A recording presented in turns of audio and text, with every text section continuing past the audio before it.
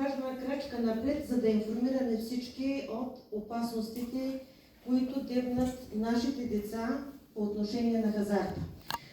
Може да бъде сега. Книгата е от две части.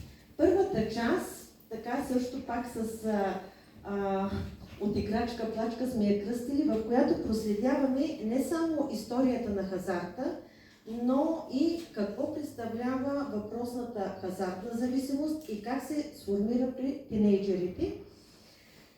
И хазарта, кратката история на хазарта, това е в отделните части в началото на книгата, ги разглеждаме. Само тук сме ви приготвили, след като свърши представянето на книгата, едни малки специални подаръчета, защото, не знам дали знаете, но думата хазарт идва от думата зарове.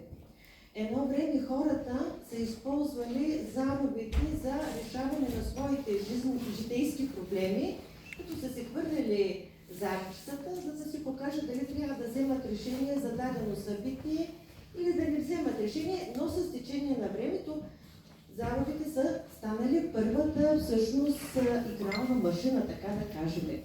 И хазартната зависимост, виждате тук, че това е пристрастяването към игри в онлайн и наземни казина и всъщност говорим за едно сериозно психично разстройство. Тук искам да вметна нещо, защо всъщност хазарта в наши дни е толкова актуален. Актуален е поради наличието на интернет и естествено всеки има смартфон и устройство, което му дава възможност да играе хазарт онлайн.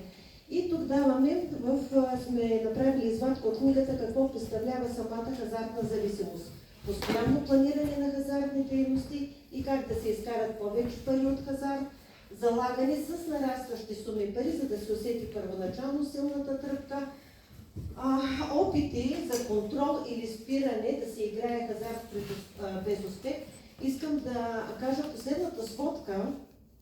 54 000 души в България съобщиха преди 2 дена, са вписани в официалния регистър на зависимите в хазарта.